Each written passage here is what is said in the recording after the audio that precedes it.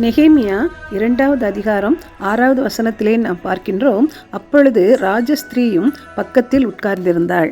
எனவே ராஜாவும் ராஜஸ்திரீயுமாக அவர்கள் ஒரு மனரம்யமான நேரத்தில் இருந்த பொழுது நெகேமியா மிகவும் முன் ஆலோசனையோடு தன்னுடைய திட்டத்தை செயல்படுத்த ஆரம்பிக்கின்றார். இங்கே நாம் ஒரு வேளை கொள்ளலாம், ராஜஸ்திரீ அருகில் இருக்கும் பொழுது அது ஒரு அந்தப்புற அறையாக கூட இருந்திருக்கலாம்.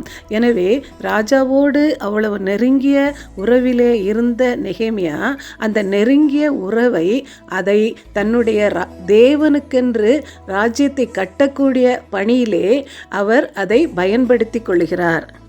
நெகேமியா 2:2 நாம் பார்க்கின்றோம். நெகேமியா வாயை திறந்து பேச ஆரம்பிக்கவில்லை. ஆனாலும் ராஜா நெகேமியாவினுடைய முகம் துக்கமாக இருக்கிறது, என்ன இது உனக்கு வியாதி இல்லையே, இது மனதின் துக்கமே ஒழிய வேறொன்றும் அல்ல என்று ராஜா சொல்லுகின்றான். அவருக்கு நெகேமியாவின் மேல் இருந்த ஒரு பாசத்தை கரிசனையை இது காட்டுகின்றது.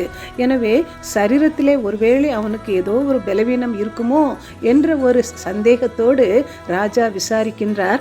அவ்வளவு கரிசனையோடு அது சரீரத்தின் வியாதியாக தென்படவில்லை.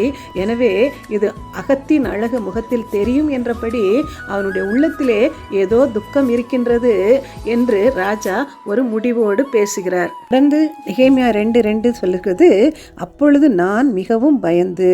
எனவே நெகேமியா ராஜா இப்படி கேட்டவுடனே மிகவும் பயந்து போகின்றான். ஒருவேளை அது நடைமுறை அரண்மனை திட்டங்களுக்கு மீறினதாக, யாரும் துக்கமாக இருக்கக்கூடாது என்ற திட்டத்தை மீறினதாக இருக்கிறபடினாலே ஒருவேளை ராஜா தனக்கு சிரச்சேத தண்டனை கூட கொடுக்க முடியும்.